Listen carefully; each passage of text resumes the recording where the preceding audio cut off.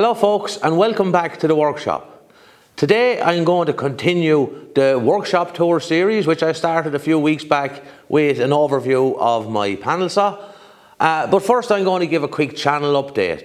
Before I started the video this, I had a quick look and the channel has now reached a little over 520 subscribers.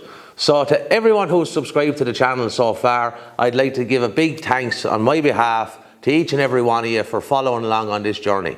And if you're watching this and you haven't subscribed, maybe you might consider hitting that old subscribe button and following along as well.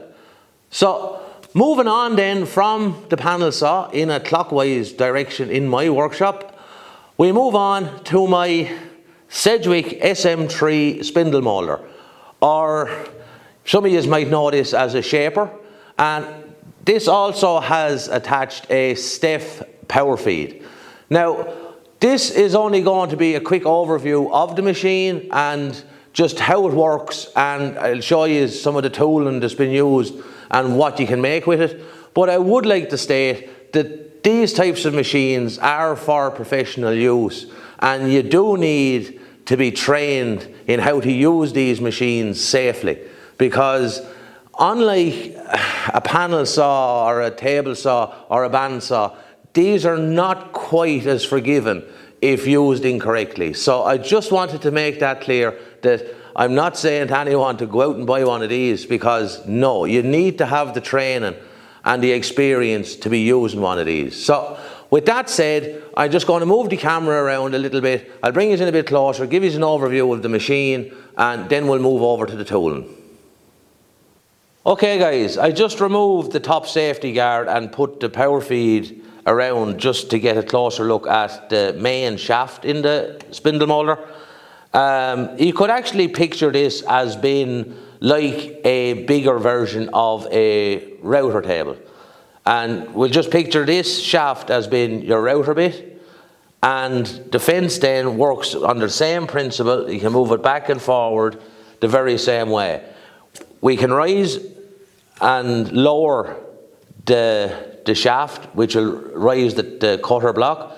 You can also adjust by the spacers on the shaft where you position the cutter block, or the amount of cutter blocks you can use. You can use up to 2 cutter blocks at a time, depending on the type of cutter block it is.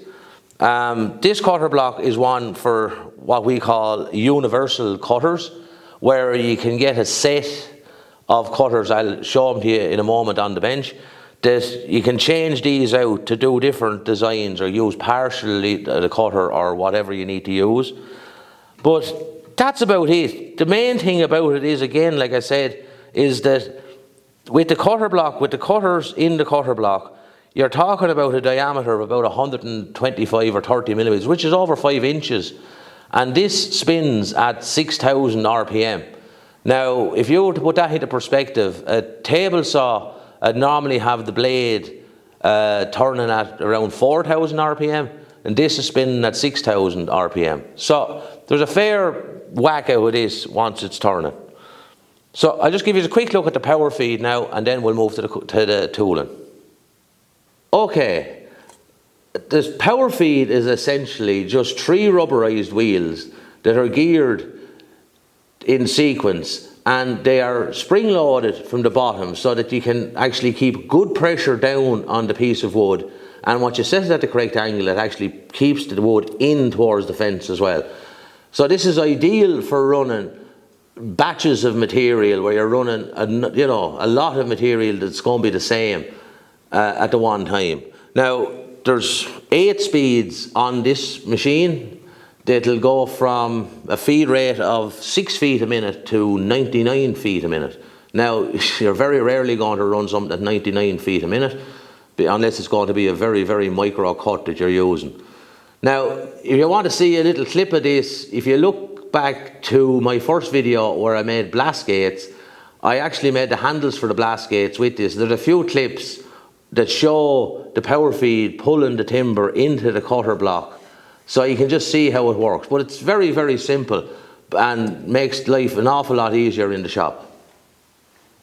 Okay guys, this is just a small selection of the tooling that I have for the spindle moulder. And as I said before, this is one of the sets here where you can buy the set, and it has a range of different cutters that you can use for different parts of your mouldings or beads or coves or whatever you want to use. It all comes as a set, and it's all interchangeable into the universal head, which is in the Spindle Moulder at the moment.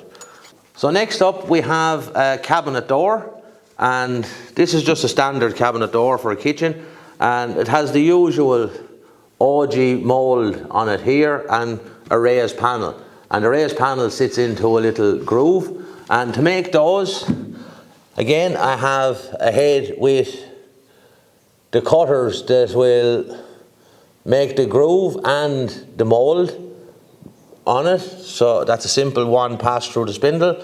And then to do the raised panel, I have a raised panel head which have removable carbide inserts, and the little mould out here, there's 3 different options for the top mould, and they do the raised panel through the spindle as well. Now that is a fairly substantial heavy piece of kit. Now that is 8 inches in diameter or 200 millimeters. Now once that's spinning at 6,000 RPM, there was a nice bit of a noise off the machine. Now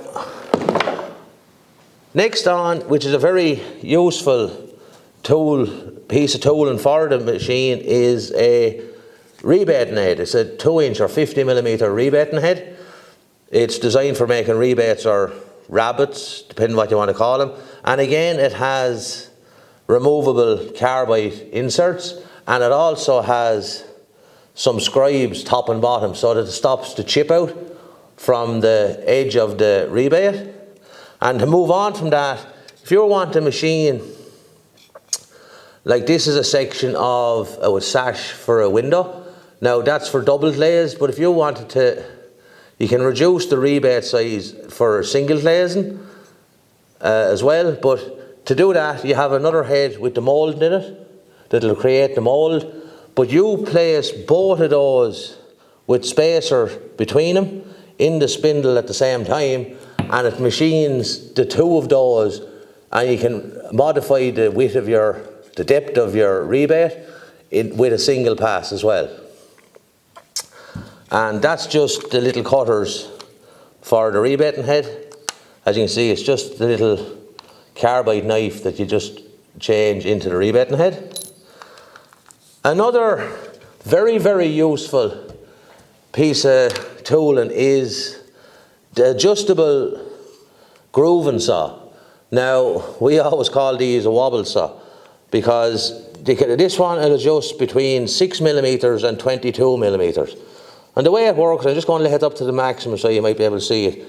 Once that's spinning in the head, in the spindle, as you can see, the blade wobbles like that. So it's really grooving out the different width like that in the spindle. So that's a very, very useful thing. And I used that as well when I was making the blast gates to do the groove in the handles. So it's a very handy piece of tooling for the machine. But like I said, there's so many different options of things that you can machine. Like there's a bit of handrail for the stairs that's able to be machined on the Spindle Moulder. Some skirting and architrave as well, machined on the Spindle Moulder. And you have some big sized skirting board, which as you can see has a good lot of detail on it as well. Like this is the sort of stuff that you find it very, very difficult to machine big pieces like this with the detail that's required on the likes of a router table. But that's why most professional shops that always have a Spindle Moulder. Okay folks, that's a quick overview of my Sedgwick Spindle Moulder. Now, as usual, if you like this video, maybe you consider giving it a thumbs up. And if you're new to the channel, maybe you might consider subscribing to the channel. And feel free to drop a comment down below. I do try to reply to all comments if I can. Sometimes I might miss one, but I normally would try and reply to all comments. So if you want to know anything, just feel free to drop a comment below and I will try and get back to you. So thanks again for watching, and I'll catch you again soon. Good luck.